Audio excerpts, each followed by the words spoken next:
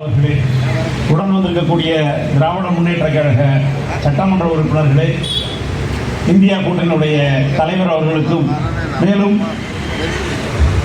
மீனவ மக்களை கட்டிக்காத்து அவர்களுடைய உரிமைகளுக்கு ஆபத்து வரும்போதெல்லாம் அவர்களோடும் இந்த மக்கள் இயக்கங்களோடும் தோளோடு தோள் நிற்கக்கூடிய மீனவ கிராம பஞ்சாயத்து தலைவர்கள் அவர்கள் அனைவருக்கும் வணக்கத்தினை தெரிவித்துக் கொள்கிறேன். இந்திய ஒன்றிய அரசு தொடர்ச்சியாக ஒடுக்கப்பட்ட, தாழ்த்தப்பட்ட, உழைக்கக்கூடிய மக்கள் சமூகத்தின் மீது தொடர்ச்சியான தாக்குதல்களை கடந்த 12 ஆண்டுகளுக்கு மேலாக நடத்தி கொண்டிருக்கிறது. அதனுடைய ஒரு பகுதிதான்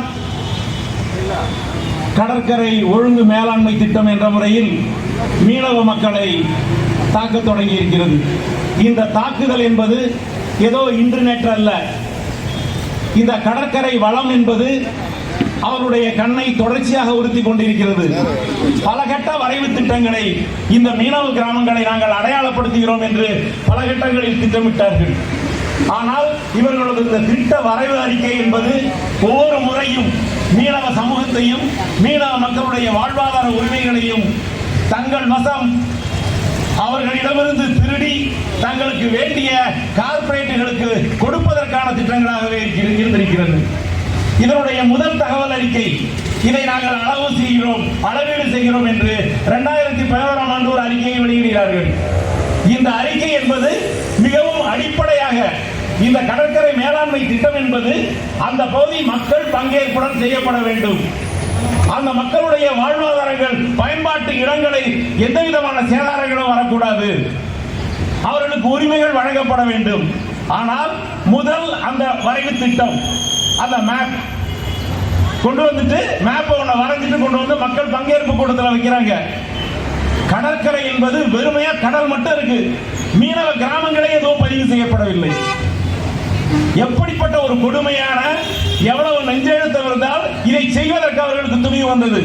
அவர்களை வழிநடத்தக்கூடிய அதிகாரிகள், அப்போதே இங்கே இருந்த மாவட்ட ஆட்சித்தலைவர் இந்த மேலாண்மை திட்டத்தினுடைய வரைவு திட்டத்தை முன்வைக்கிறார்.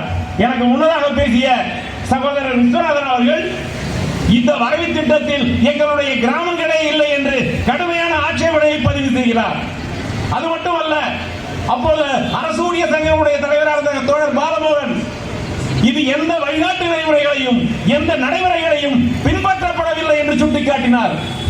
அது மட்டுமல்ல, இவருடைய ஆட்சேபனை மட்டுமல்ல, அவர்களுக்கு பின்னால் திரண்டிருந்த புதுச்சேரியினுடைய மீனவ சமூகமும் பொதுச்சமூகமும் திரண்டதால் அந்த வரைவு திட்டம் பின்வாங்கப்பட்டது.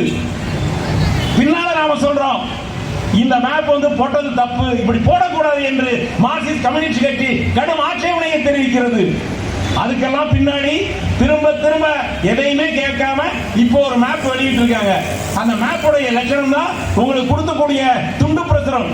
இதில் எப்படியெல்லாம் மீனவ மக்களுடைய பொது சொத்துக்கள் திருடப்பட்டிருக்கின்றன என்பதற்கான உதாரணம் தான். புதுச்சேரியில் மட்டும் இவருடைய மேப்ல இருக்கிறதுக்கும் உண்மையில இருக்கிறதுக்கும் 551 ஏக்கர் மீனவ கிராமங்களுடைய பொது சொத்துக்கள் அந்த மேப்ல மறைச்சிருக்காங்க. காரைக்கால்ல 175 ஏக்கர் மீனவ கிராமங்களுடைய பொது சொத்துக்கள் அப்படின்பது இவருடைய வீடு மட்டுமல்ல, இவர்கள் மலைகாய வைக்கக்கூடிய இடங்கள், கட்டுமரங்கள் நிறுத்தக்கூடிய இடங்கள். இதை தவிர எனக்கு முன்னர் பேசிய சகோதரர்கள் குறிப்பிட்டது போல மீனவ கிராமங்களுடைய விஸ்தரிப்பு என்பது கடற்கரையை ஒட்டித்தான் இருக்க வேண்டும். அது அரசு புறம்போக்கு அல்ல, மீனவர்களால் பாதுகாக்கப்பட்ட இடம். இவருடைய சர்வே துறையில் வேண்டுமானால் புறம்போக்கு என்று சொல்லலாம். அந்த புறம்போக்கு மட்டுமல்ல, இந்திய நீளமான மேற்கு கடற்கரையும் கிழக்கு கடற்கரையும் பாதுகாப்பது இந்திய ராணுவம் அல்ல, மீனவ மக்கள் தான். அந்த வளத்தை இதுவரையும் பாதுகாத்துக் கொண்டிருப்பது இந்த மீனவ சமூகம் தான். அதனுடைய எப்படி மலைவாழ் மக்களுக்கு மலைகளுக்கு உரிமை உண்டோ, கடலில் இருக்கக்கூடிய அத்தனை உரிமையும் இந்த மீனவ சமூகத்திற்கு உண்டு. ஆனால் அவர்களிடமிருந்து இந்த வரைவு திட்டம் என்ற பெயரில் புதுச்சேரியில் 551 ஏக்கரை களவாடி இருக்கிறது மோடி அரசாங்கம். காரைக்காலில் ஏற்கனவே அந்த துறைமுகத்தை இவர்களுடைய பங்காளிகளான அதானிக்கு விட்டாகிவிட்டது. ஏனம் துறைமுகத்தில் ரிலையன்ஸுக்கு விட்டாகிவிட்டது. ஆனால் காரைக்காலில் 175 மீனவ கிராமங்களுடைய பொது சொத்துக்களை அமித்ஷா திருடி இருக்கிறார் என்று இந்த ஆர்ப்பாட்டத்தின் வாயிலாக குற்றம் சாட்டுகிறோம். அது மட்டுமல்ல, இவர்கள் திருடுவதும் இவர்கள் இந்த மேப்பில் விடுபட்டு போவதும் நீங்கள் ஈஸியா புரிஞ்சுக்கிறதுக்கு சீக்கிரம் முடிச்சிடற பின்னாடி தலைவர்கள் எல்லாம் பேசணும். இப்ப நம்ம ஊர்ல ஒரு மிகப்பெரிய நிலக்கிழார் நிலச்சுவாண்டா இருந்தாங்க, பக்கத்துல ஒரு சின்ன விவசாயி இருப்பான், அவனால எதுவும் பண்ண முடியாது. அவங்க இருந்து கொஞ்சம் கொஞ்சமா நிலத்தை திருடுவாங்க. இவன் கோர்ட்டுக்கோ கேஸுக்கோ போனா என்ன ஆகும்? நம்மகிட்ட ஒரு மாஸ்டர் பிளான் இருக்கும், சர்வே டிபார்ட்மெண்ட் கிராமத்தினுடைய வரைவு படம் இருக்கும், அங்க போய் பார்ப்பாங்க. இந்த சின்ன விவசாயிக்கான பாதுகாப்பே அந்த மேப் தான். உங்களுக்கு இது சொந்தம் இல்ல, இது இவருக்கு தான் சொந்தங்கிறதுக்கான ஒரு ரெக்கார்டு இருக்கும். அந்த ரெக்கார்டின் அடிப்படையில் இவனுக்கு கிடைப்பதற்கான வாய்ப்பு இருக்கு. அந்த நிலச்சுவாண்டார் விடுறாரா இல்லைங்கிறது தெரியாது. ஆனால் இப்படிப்பட்ட ஒரு மேப்பை, ஒரு திட்டத்தை உருவாக்குவதெல்லாம் இந்த புறம்போக்கு நிலங்களும் கடல் வளங்களும் பொது சொத்துக்களும் இவர்கள் பின்னால் விற்பதற்கான திட்டமிடல். அம்பானிக்கும் அதானிக்கும் விற்க போகிறார்கள். இந்த சொத்துக்கள் இதுதான் அரசாங்கத்தினுடைய ரெக்கார்டு என்பது ஒரு போலியான ஆவணத்தை மோடியும் அமித்ஷாவும் தயாரித்துக் கொண்டிருக்கிறார்கள். இங்கே இருக்கக்கூடிய பாஜக என்ஆர் காங்கிரஸ் வேடிக்கை பார்த்துக் கொண்டிருக்கிறது. எனவேதான் மார்க்சிஸ்ட் கம்யூனிஸ்ட் கட்சியினுடைய வழிகாட்டுதலோடு கடலோர மக்கள் வாழ்வார இயக்கத்தினுடைய ஆய்வாளர்கள், அவர்களை இங்கே நாம் குறிப்பிட வேண்டும்.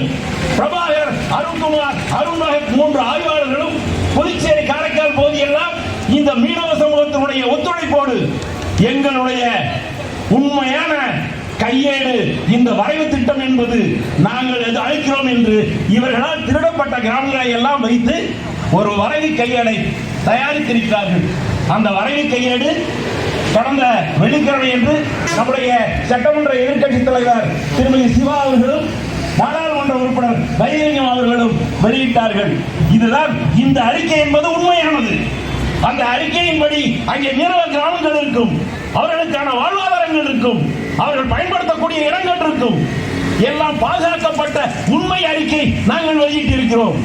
இந்த அறிக்கையின்படி எங்களது சொத்துக்கள் எல்லாம் திருடப்பட்ட சொத்துக்கள் எல்லாம் உண்மையான அறிக்கையை அரசாங்கம் வெளியிட வேண்டும் என்பதற்கான கூடுதல் அழுத்தம் கொடுப்பதற்கான மக்கள் திரள் ஆர்ப்பாட்டம் இதுவே. எனவேதான் இந்த ஆர்ப்பாட்டத்தின் வாயிலாக மீனவ சமூகம் விழித்தெழ வேண்டும். நண்பர்களே, இது மட்டுமல்ல ஆபத்து, இதை விட மிகப்பெரிய பேராபத்து அடுத்தாக வந்து கொண்டிருக்கிறது. மோடி அவர்கள் ஏதேனும் ஒன்றை பேசுகிறார் என்றால் இந்திய சமூகம் அன்றைய தினம் மிகவும் பதட்டத்திற்கு கொண்டு போகக்கூடிய அறிவிப்புகளை தான் செய்து கொண்டிருக்கிறார். நீல பொருளாதாரம் என்ற பெயரில், ப்ளூ எக்கானமி என்ற பெயரில் MSP என்ற ஒரு பிளான் இதுவரை கரையில தான் தேடிட்டு இருந்தான். இப்ப கடல் உள்ளுக்குள்ள போயிட்டு கடல் வளத்தை தேட ஆரம்பிச்சிருக்கான். கடல் வளத்தையும் தாராளமாக்க போகிறான். எனவேதான் இந்த கடல் வளம் என்பது ஏதோ மீனவ மக்களுக்கு இந்த கட்டுமரமும் கடற்கரையும் இல்ல, கடல் இருக்கக்கூடிய அத்தனை வளங்களும் சொந்தமானது மீனவ சமூகத்திற்கு. நாம் அதெல்லாம் திரும்ப திரும்ப சொல்றது. 2006 வளம் பாதுகாப்பு சட்டம், மழை என்பது மலையில் இருக்கக்கூடிய பொருட்கள் என்பது மலைவாழ் மக்களுக்கு சொந்தமானது. கடல் வளம், அங்கே இருக்கக்கூடிய எண்ணெய் வளம், அங்கே இருக்கக்கூடிய கனிம வளங்கள் அத்தனைக்கும் உரிமை கொண்டாடக்கூடிய சமூகம் மீனவ சமூகம். எனவேதான் அதை இன்றைய தினம் மண்டலங்களாக பிரித்து கூறுபோட தயாராகிவிட்டார். அதையும் பாதுகாக்க வேண்டிய பொறுப்பு அடுத்து வரக்கூடிய ஆபத்தையும் ஒட்டுமொத்தமாக இங்கே வந்திருக்கக்கூடிய சமூக நல அமைப்புகளும் அரசியல் கட்சிகளும் மீனவ சமூகத்தோடு இணைந்து போராடும். அவர்களோடு மார்க்சிஸ்ட் கம்யூனிஸ்ட் கட்சியும் தோளோடு தோள் நிற்கும் என்று சொல்லி உங்களது போராட்டம் வாழ்க வெல்க என்று வாய்ப்புக்கு நன்றி கூறி முடித்துக் கொள்கிறேன். இந்த ஆர்ப்பாட்டத்தை தொடங்கி வைப்ப எனக்கு வாய்ப்பு கொடுத்தமைக்கும் நன்றி கூறி முடித்துக் கொள்கிறேன். நன்றி, வணக்கம்.